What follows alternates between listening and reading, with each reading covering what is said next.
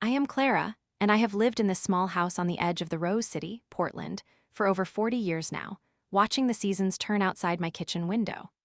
I am 64 years old, and most days I feel every single one of those years in my bones, but also in the quiet wisdom they've brought. My days are simple: a rhythm of tending my small garden, working a few hours a week at the community library, and enjoying a cup of tea on my porch as the sun dips below the fir trees.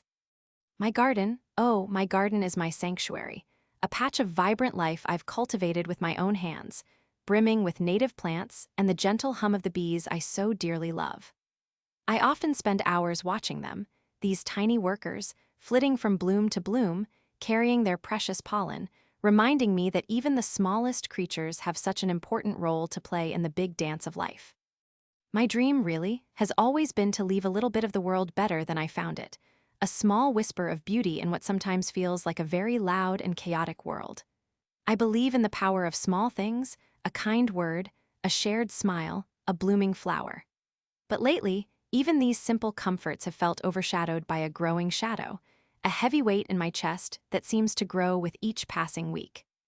The cost of living here in Portland has been climbing steadily, a relentless tide that threatens to wash away the simple life I've built. My small pension and the few hours I work at the library used to be enough, just enough to keep my little house, to buy groceries, to afford the occasional treat for myself or a thoughtful gift for a neighbor. But now, everything feels tighter, every penny stretched thin as a worn-out rubber band. Just last month, the city announced a significant increase in property taxes, an amount that felt like a punch to my stomach. Then, a notice arrived from the power company about rising utility rates, and a letter from the pharmacy about the increasing price of my modest medications. It was like a symphony of bad news, each note louder than the last, building to a crescendo of worry. I started cutting back everywhere I could, making my coffee at home instead of buying a cup from the corner shop, mending my old clothes instead of buying new ones, eating even simpler meals. The fear, that's the internal nemesis I've been fighting, the quiet dread that gnaws at my edges when I'm alone in the evenings, wondering if I can truly keep my home, my beloved garden, my small corner of peace. The thought of losing it, of being forced to leave the place where I've planted so many memories, where my hands have coaxed so much beauty from the earth, it's almost unbearable. I tell myself I am strong, that I have faced challenges before, but this feels different. This feels like a struggle against something much larger than myself, a wave I might not be able to push back. I worry about what people will think, about being a burden, about ending up in a place where I have no garden, no quiet hum of bees to soothe my soul. It's a fear of becoming invisible, of being swept away by forces I can't control, a fear that my small life might just shrink to nothing. But still, I hold on to the bees, onto the idea that even the smallest acts can create big change, if only I could find a way to make my own small act matter. I tried my best to tackle the rising costs, to make every dollar stretch further than it ever had before.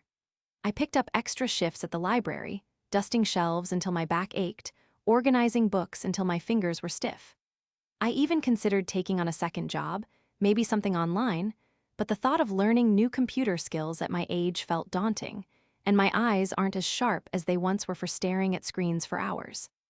Every evening, I would pore over my bills, a worn-out calculator beside me, trying to find another dime to pinch, another expense to trim. It felt like I was constantly plugging holes in a leaky boat, and no matter how many I patched, new ones would spring open. In the midst of all this financial worry, I also started to think about my bees, and the idea of expanding my little sanctuary beyond my own fence line began to take root in my mind. It was a way to feel useful, to give something back when I felt I had so little to offer.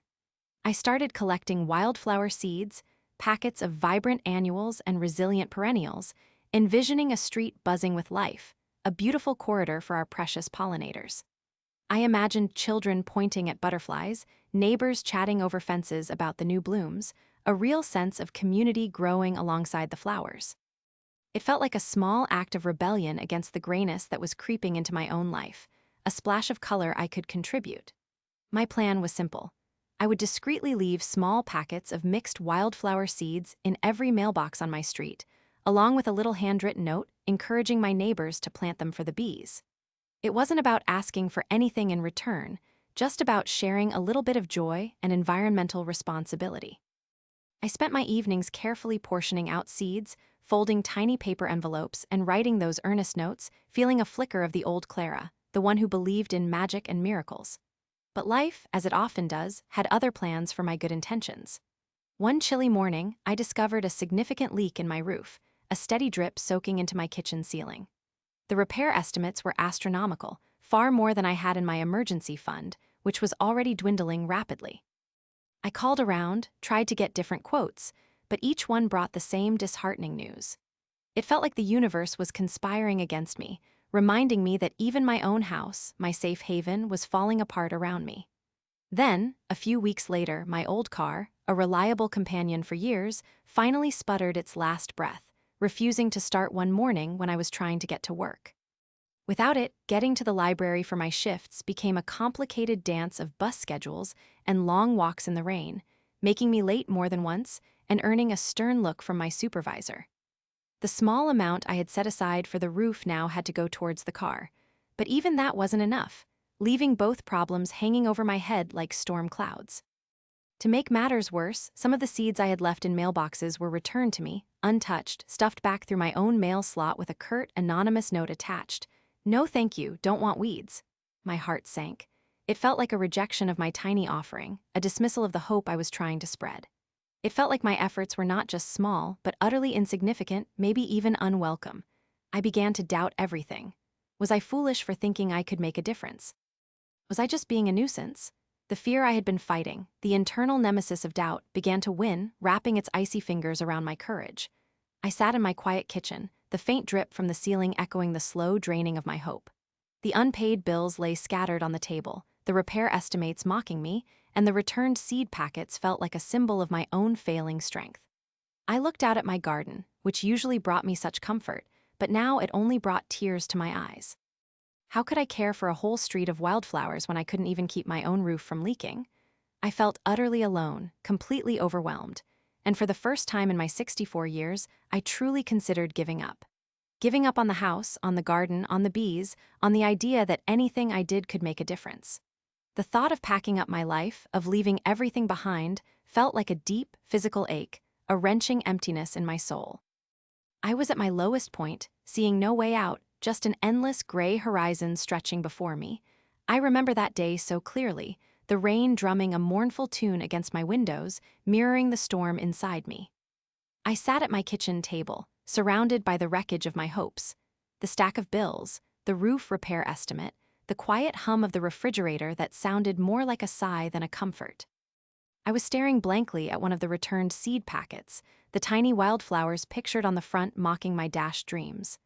I felt utterly defeated, contemplating calling a local real estate agent, ready to admit defeat and sell my home, my beloved garden, everything. Just as I reached for the phone, there was a tentative knock at my front door.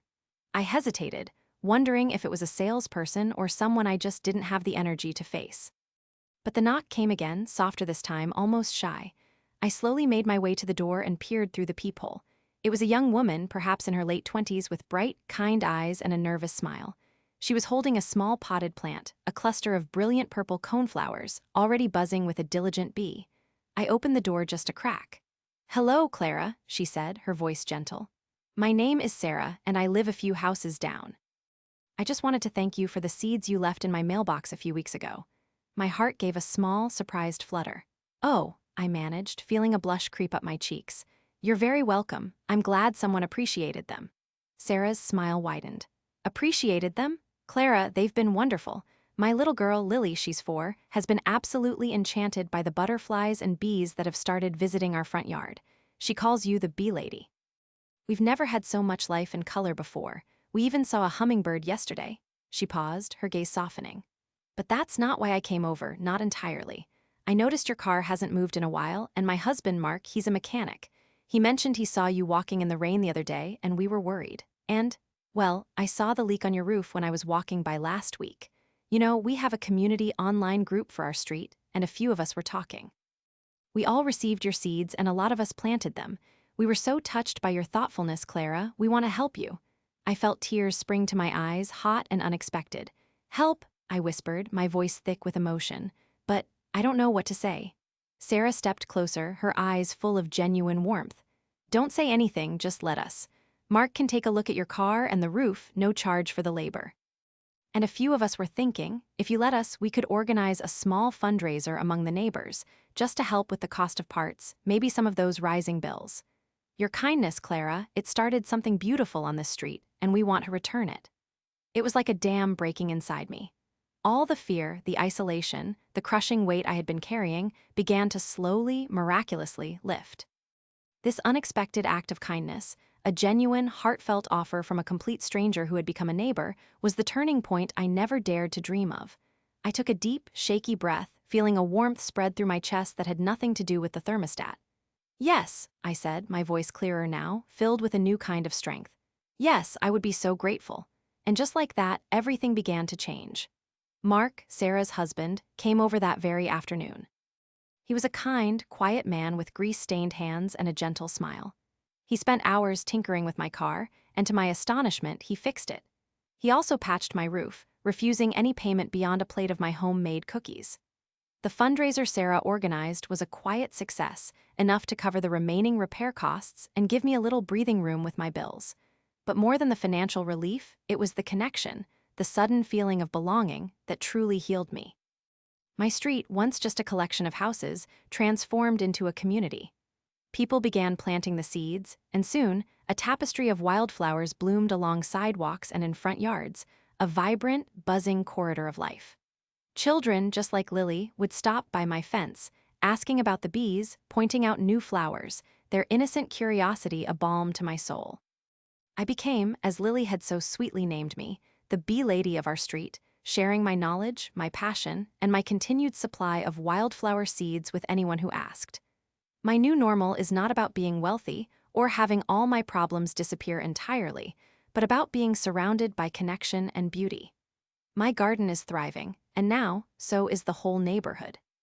I continue to organize community gardening days, sharing tips and tricks, and I even started a small seed library box on my porch for neighbors to exchange seeds.